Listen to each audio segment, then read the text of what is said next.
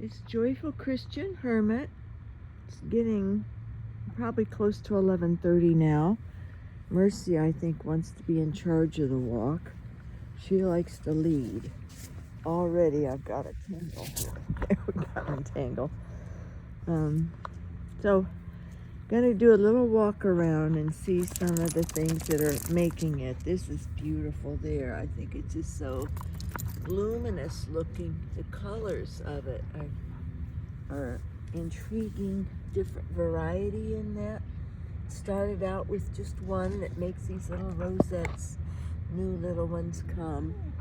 This, I hope, will make it. It got a little dry. And I watered it, I hope, in time, but it's looking pale and it's not healthy. So sometimes at this point it'll come back, other times not.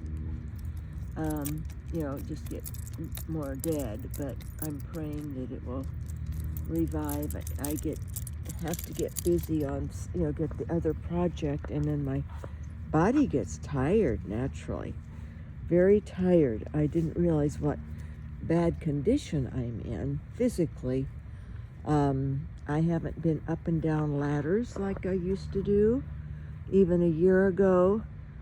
And the sickness last winter, and then the hospital this summer did a lot to me. But I'm getting up on that, on the step stool, and then up onto the scaffolding, and then now standing up. So that's good exercise for me to get up. But oh, I'm tired. I'm tired. So we'll see how I manage. But there's still intrigue in the yard. I ran the sprinklers early morning. They're on automatic sprinklers, so I let them run to get the earth wet. I have bill bugs out here. See, that's a sample of bill bugs, a grub that gets into your grass and eats it, kills the roots. I could go over those. The dogs have me hindered behind me on the end of their leashes.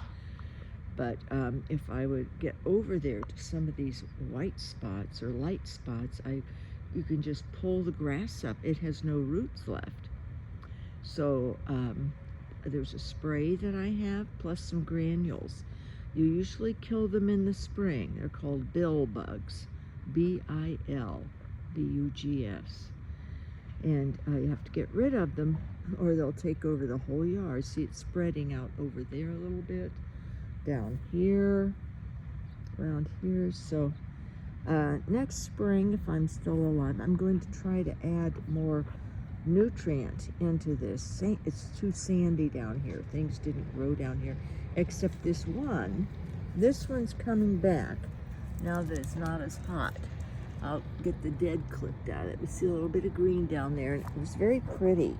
It had coral flowers and spikes. It grew up in spikes.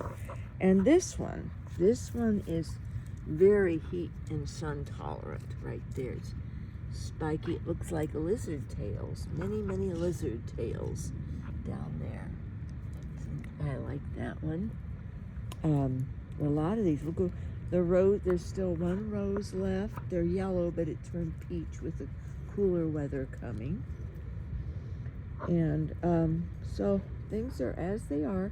This tree I'm going to, you see it got burned, the sun, the heat, but underneath the shade of this large neighbor's maple, see, that's planted right near the line.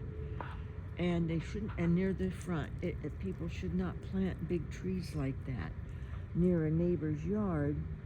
I've cut out as many limbs as I can get up as high as I can. And they had a tree trimmer come because it was way down over the sidewalk. People were having a hard time walking under there even. So it's planting of trees is something that we can learn about love with. I thought yesterday I didn't do a very good job. I just mentioned it mainly about how we can learn love from animals and from plants. But I didn't go into any kind of extended thoughts on it. But I did this morning. I had a text from my cousin, my aunt, who's 102, kept repeating and repeating, where are her paintings? She thought that my cousin had taken them home with her out of the nursing home room. And my aunt was an art teacher and then did her own artwork, but sketches and things and mosaics and sculpting, a variety of art, but not at the level or type of one of our viewers, Carol, who is a fine artist, a very professional, more of a, I guess fine art is the way to describe it. But my aunt was an artist in her own mode and way, and had her own style, and did things around the community, helped refurbish tile work at a Art Nouveau old hotel in the downtown, 1920s, 1930s style, Art Deco, I guess it would be. So tile work and just a variety of practical art, functional art of a fine quality. So, but she's fixated, and finally my cousin recontacted me. They'd found her file of her own sketches, and she was fixating, desperate. Where were they? And did her daughter took them. Her daughter took them and took them to her home, and she wants them there. And she's getting, I've been using this word lately for myself, touchy, very fussy, irritable. And I realized after I texted some ideas to my cousin, I said, try to redirect your mother, try to redirect her. And my cousin, couldn't quite get into that, and she was just dealing with her own impatience with her mother. Tired. She had gotten called twice that week. Well, I don't consider that a lot myself. But we're all different. We all have our tolerance levels. And my cousin has her own health issues. So she's 3 years older than me. So her mother's 102 and she's 77, my cousin is, as I say, with health issues. So, our tolerance can wear thin. And there's history in their relationship, too. You can read between the lines. So, love, but history. So I thought of different ideas, but then I realized, and I wrote some, and then I wrote back to my cousin. I said, you weren't asking for ideas. You were just asked me to pray. And I said, here I come up with all these ideas to help get my aunt. And later, as I was just, praying to myself about the situation, not to myself, but within myself, to God, about the situation, and what a lovely person my aunt has always been, but to get her off of this, and I realized it's self, that she wants her drawings that she did to look at over and over, and I suppose, to feel like she had accomplished things in life. Of course she had. Probably her greatest accomplishments are having her children, rearing her children, having a first husband who wasn't loyal, and then a second one who she really helped and took care of a lot in his old age. So, very giving person my aunt is. But I realize she's gone inward. And it's what can happen to a lot of us. Warning to self, warning to Hermit. I'm going to put it in a list of things for my daughter, who's my healthcare representative, to, try to keep me focused on God when I'm in that point, and before, obviously, if I'm not. Away from self. I remembered my mother, it turned the tide with my mother when she was in her last 3 months of life, to get her to realize that she could make a difference there in the nursing home. She was very pro-abortion. She'd gotten very, very into all that in her later years. And it was, just a shock, really, to think of my mother, going in that direction. She got into New Age, but she came out of it through lots of prayer. My sisters and their family, their children and their families, and myself and my daughter, one daughter was praying, and my son prayed at the time. He was still with God. So we were all praying, asked other people to pray, and then I was her person. I was her healthcare representative, so I was there on site. So I would try to redirect her and, talk to her about, like these young girls. She'd get so upset. Oh, they're pregnant, they're not married, they're going to have their babies, it'll be a burden, they're not going to go, they're not in college, they're just CNAs, they're not even trying to be nurses or do anything. How are they going to pay for rearing their children and not married? And so I said, well, you could have an impact on them. I said, you were a teacher. You can teach, just not English anymore, but teach life, teach encouragement, teach them and encourage them of this, because she was especially keen on women getting educations and having a way in life. And she saw, what my life, how I was a grass widow, as my dad called it, left, abandoned when I was injured, and it was for the best that he left, but it still was very difficult. But I had my education. At least I had low income, but I had a disability, and very low, but still it was something. And I could try to do things to make money. I would try different little ventures of things I could do at home until, I could no longer sit to do it and that kind of thing.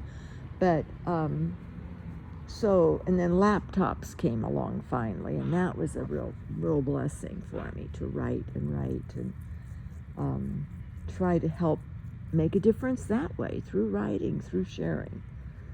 So, and whatever volunteerism, if I could do, that didn't require anything of a set time or endurance or length. So, and that other people are willing to take over if I could no longer, so which would always happen. But my mother started doing it. She had quite an impact then. She did a total 180 and started really encouraging these young women not to abort their babies because they didn't want to. They weren't going to. But, and they weren't married. And they weren't going to be married to the father. I can think, there were situations where, wasn't going to be any long-term arrangement with the daddy, the baby daddy, as they call him. So, but she encouraged them, even one course, even in something that was totally of interest to them, and how they could do it, in a university or in a junior college type setting, or that wouldn't be too costly, or how they could get scholarships or get grants and things like that. So, or even get in for very little money. And at least make a start and have something for themselves that would expand them beyond their butt wiping jobs, basically. They had to do a lot of that. So, that was going to be their future. And then having a little baby to take care of. So, which was lovely, but my mother knew, of course, how the expense it can get, as in the responsibility that a first-time mother who's single may not realize. So she became an encourager and a cheerleader and a idea generator for them, and offered support and told me she wanted to help me when she was on the other side with continuing things. I would get a lot of baby clothes and things from like TJ Maxx that were on sale, but adorable, brand new, and take them to the Women's Care Center. And my mother loved that idea for the unwed mothers to have not, a lot of people would take used clothes, which is nice, but for someone low income to get beautiful new baby clothes for their babies, what an uplift that would be for them. So I would buy lots of, just huge amounts with my inheritance money.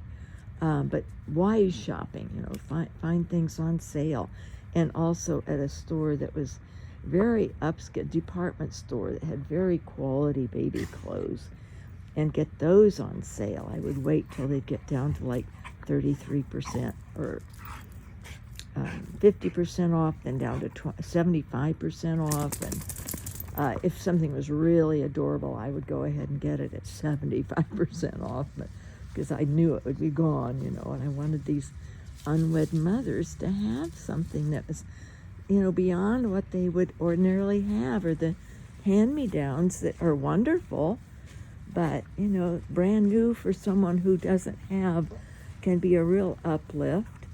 So just stuff like that. And food pantry, I'd buy, cartons full of stuff and take, so that they'd have plenty to give, and formula and things like that for the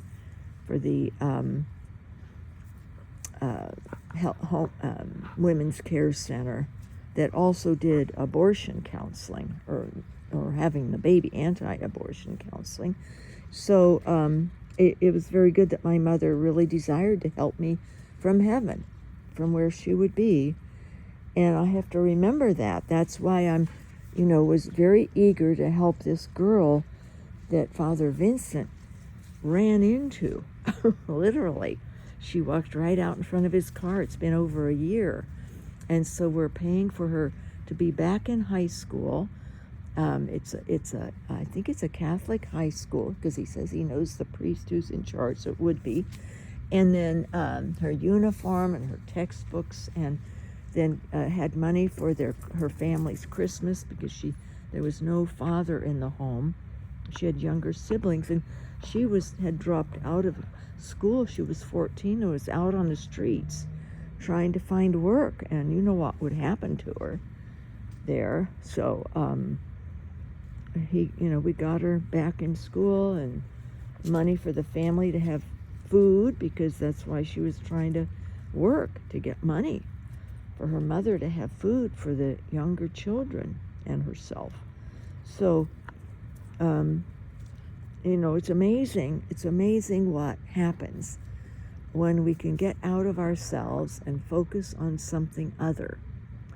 So I had different ideas, and I thought, this is how we can learn.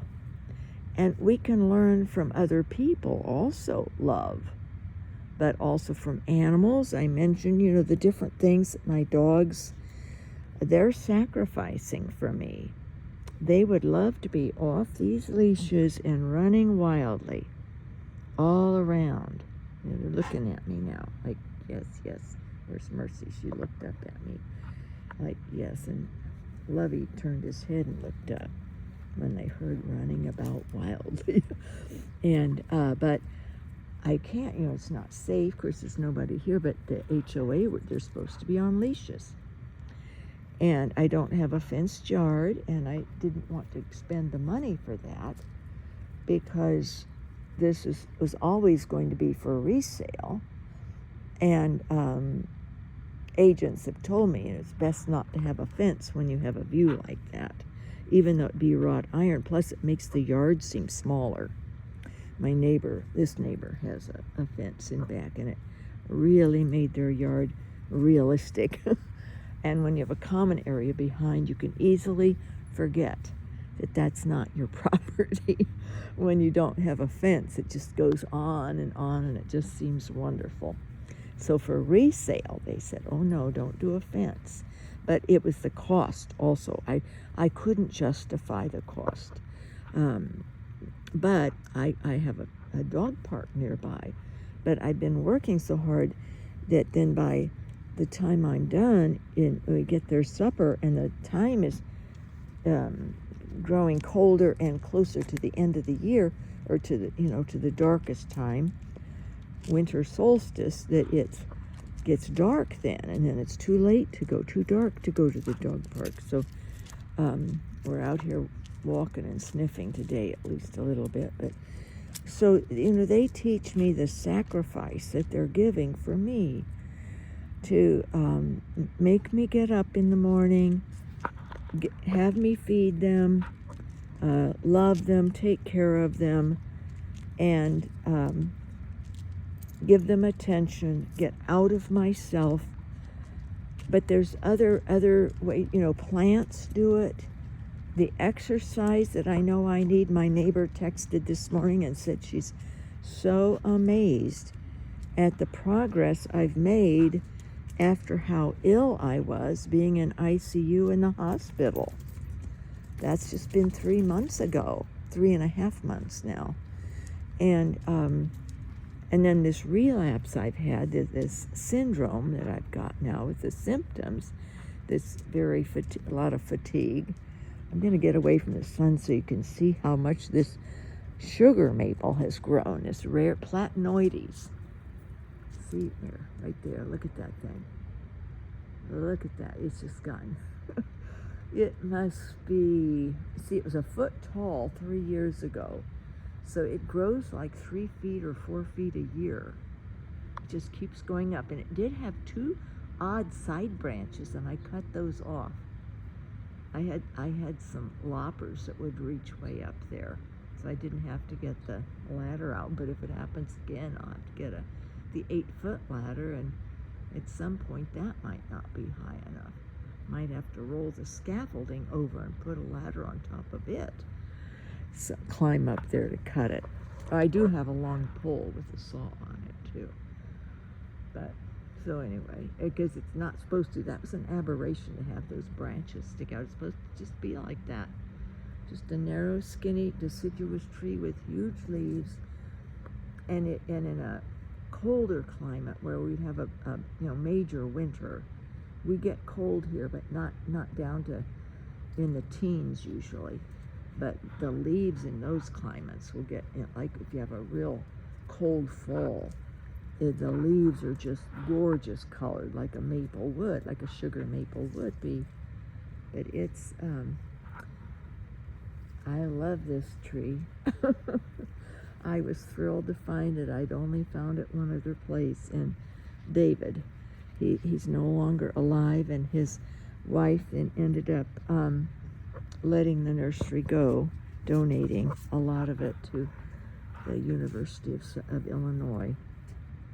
So, but yeah, so just thinking, there's lots of love. There's lots of things like a tree like this can teach us. The endurance, the growth, the amazing growth that can happen in the right conditions, in the right circumstances. And Lovey, no barking. No barking, or we go inside if you start barking. They see you, but other dogs don't want to be barked at, nor do their owners want to be barked at. They don't see your tail. They don't see how happy you are. You sound sort of ferocious. So anyway, but just the cycles of nature that trees teach us, to remind us that we have cycles also, and that if we're in a tough cycle, if we feel like we are frozen or dead or not going to have life again or come back energy-wise, spring comes, spring comes. And the buds return, we'll bud out again over and over and over. Butterflies teach us, insects, spiders, weaving their webs. There's always a means for us to endure and to live, and utilizing others around us. even if, eating even, the sacrifice of plants and animals, and in all kinds of ways, even to sustain our bodies, but especially to teach us love and to be loving to them, gentle touches.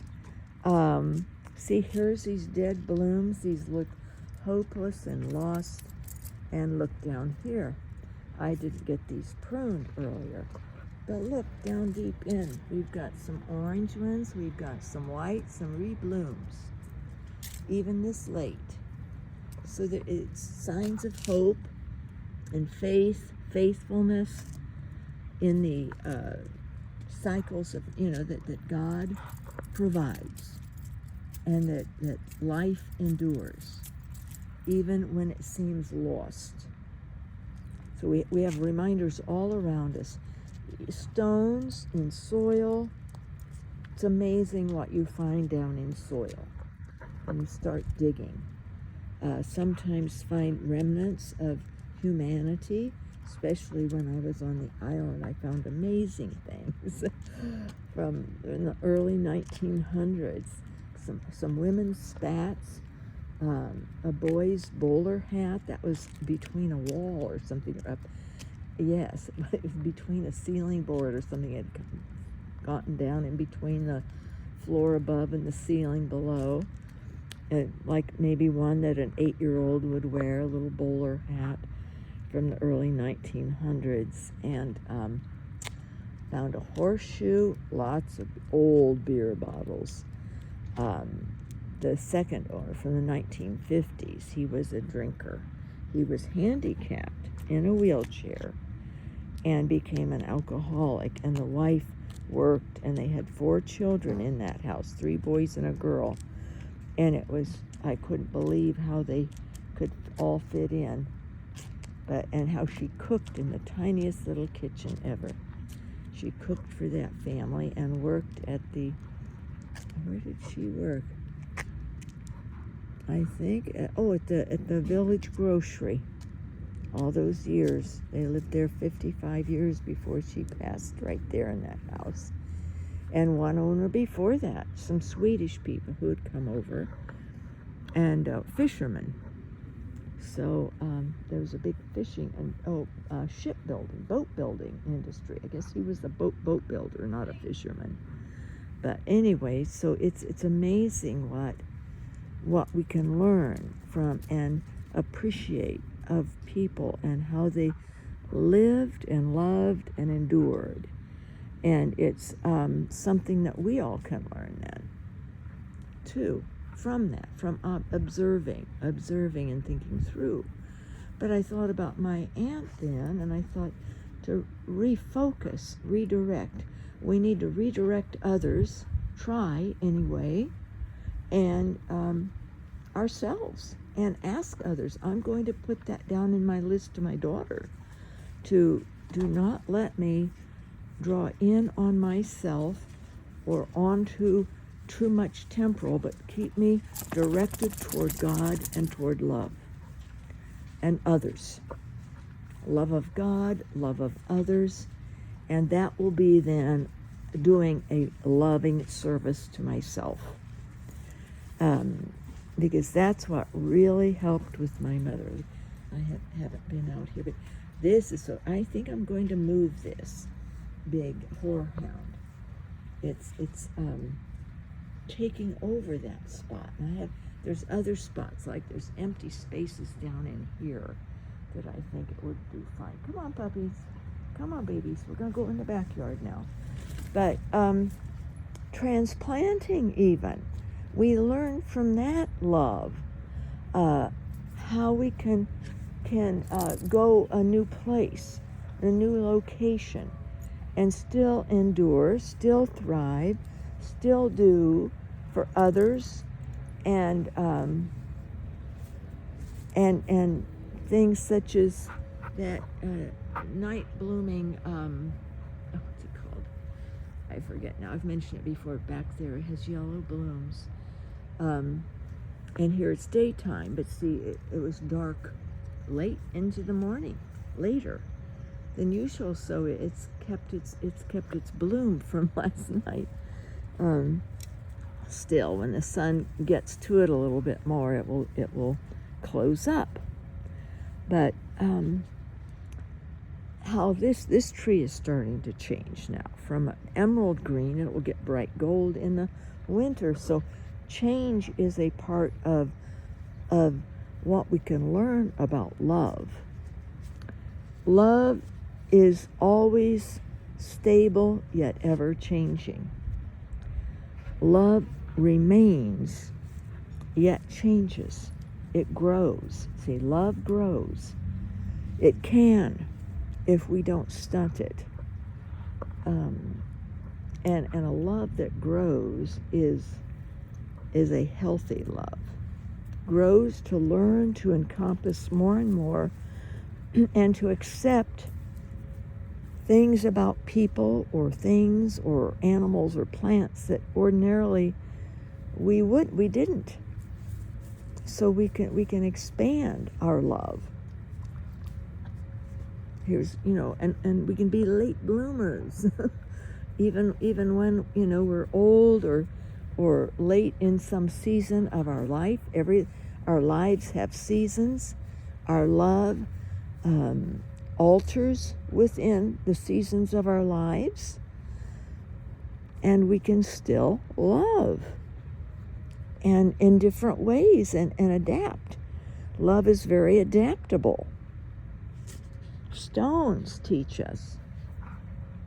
Lots of little gravel down in there, but I like to dig. I like it when I find stones to dig out. I have some over here, some stones, and just the feel of them. They teach us how, no matter the hardships in life or how impervious we may seem, or our hearts may seem, they still are very tender, and there's a softness. The longer you hold a stone, here's one over here I really liked. This, look at that long oval right there. It has some fissures in it. It has sort of you can't tell from the leaf on it. There's a line in there. You can't see it really, but it's sort of a fissure down in there. Just a slight line. There's one with little mottles. Here's one that's more probably granite. I would break it open, which I don't want to do. And there's a dark one there, some kind of slate type. And then the man-made, which is okay too. We can see how we imitate. Oh, there's another darker one back there. I dug these out, and that one too. It sort of looks more like shale of some sort. And I think of love in terms of stones, and the enduring, and love can endure and take all things. See, another thing in learning love or relearning, pondering love, is to read 1 Corinthians 13, where St. Paul goes on about the attributes of love, what love is, what love is not. It's very profound, very true, very honest, and reality. But love endures all things. And stones have endured and endured. Who knows how old those stones are back there, how long they were in the ground, until I started digging around back here, planted that little starfish, peeved starfish. It's a Japanese maple. The leaves on it are like starfish, so then we can learn from fish. Fish are actually very selfless also, but trying to survive. So these leaves on this Japanese maple are like a starfish. Even in the texture, they sort of bubble up even. But the sun and everything has faded. They got so intense on them, even though they're to take full sun. But the one out on front has more shade, and it did sort of the same thing, so it might be a heat factor also. But the wood chips, the wood bark that's scant here, it's another task I'll have, but I can do it when it's cold, to get more bark to spread, to protect the tree roots. That will keep the moisture in, like next spring and summer better, and keeps the weeds down. But bark, what a story that has. The protective nature of love. And even if it scales off, it's still useful. It's still useful, even though it seems it's just superficial. Love need not be superficial in a negative way. There's always wonderful aspects of an outer covering. Placing our arms around someone, or petting a dog, or scratching their ears, that's superficial, but they love it. They love it. It feels so good. Feels so good. Their necks get sore. I give them back massages at times, right down their spines. Sometimes I do right in the places that hurt my back. Just sort of a subconscious thing. I start, using my fingers to dig into the areas of my back that are sore, but on their backs, and it's amazing. I don't feel my pain then. Well, that's love, because we're doing for another. We're doing for another, and not intending to do anything for ourselves. But love always engenders God's grace and surprises. So we never can go wrong with love. Flowers demonstrate love in their blooms, and even in what's left when the blooms aren't there. See some of these seeds for next year. Some will drop to the ground and come up, like obviously the calendulas back there. Either a bit of root remained underneath, and look how they spread.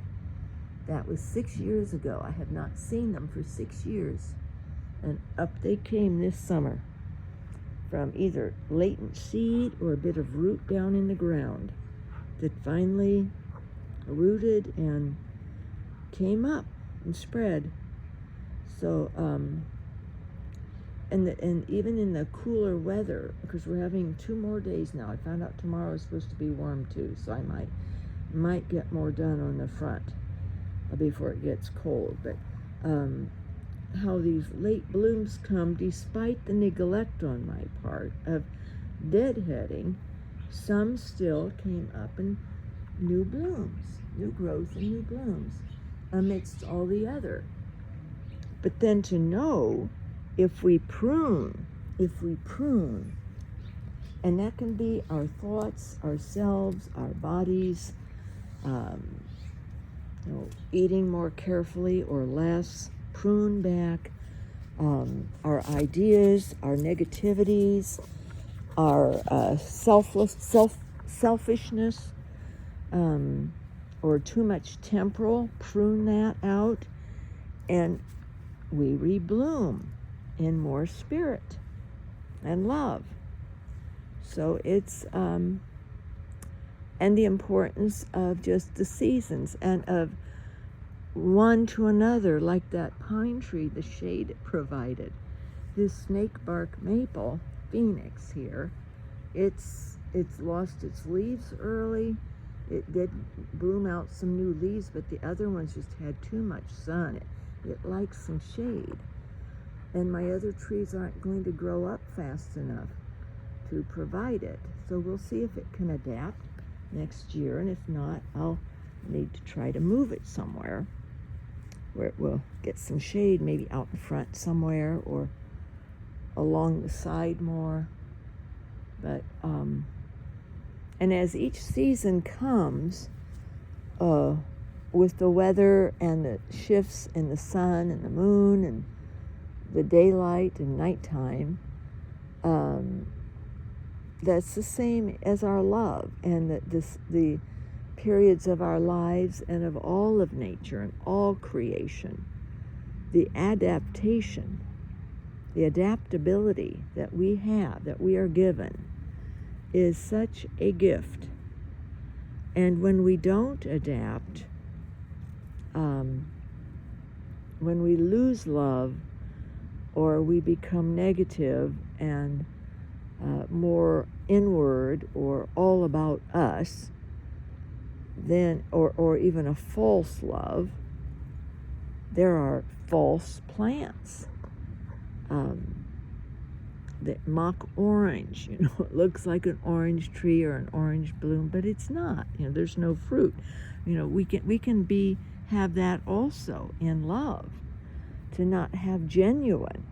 So that's always something that nature will remind us of, and that it's the other is at least something, but it's not real. It's not the true, and it's not going to bring forth the fruit. But to consider such as conifers, a lot of people don't realize they have blooms and they have fruit. The cone, that's what the cone is, and the cone has the seeds, and then by that the conifers regenerate. So it's fish, water, fire, air, weather, shifts in weather, the rains, the winds, the dry spells, all of it can reflect and teach us about love, and the seasons of love, the types of love, the movement of love, the graduation from the metamorphosis of love, over and over, deeper and deeper, greater and greater, understanding upon understanding, grace upon grace. Love lives. Love is alive and living. And love is eternal. Love goes with us. In fact, love is God. So I mentioned to my cousin, if you have an old CD player, or, my aunt has plenty of money, buy a Kindle. Take it, put some music on YouTube or something, or an iPhone, and have music on, hymns that she would recognize from her era, from church, that would remind her of God and remind her of holiness and goodness, and get off the self and off of fixating on, where's this of mine? I want mine. You took it home, or where is it? And of course then the staff would find it there in her room, and then what? So she looks at what she drew again, hopefully feels like she had a worthwhile life from what she drew or something. I don't know. I understand it. I reread what the Lord told me through others years ago in 1988, just again last week. It was filled with wisdom, and I needed a reminder of the wisdoms. But it wasn't, I hadn't done anything but transcribe from the tape recording that Dr. H made. So it wasn't anything really about me, except it was things that God wanted me to know that were helps to me. Because as he said, I had asked for the help, I needed the help, and because I asked and I needed and I loved, I received the help. And I need to remind myself of that help, because I don't have as keen a mind to remember. It's so powerful, so much about love and about suffering. So we can learn from suffering also about love, especially. And we can learn about suffering from love. So it's really an exciting process from the moment of birth through past our death into eternity. We're always going to keep growing and learning. And love is a major goal and beginning, alpha and omega of what we need to learn and live and grow and become. To become love. To become God is love.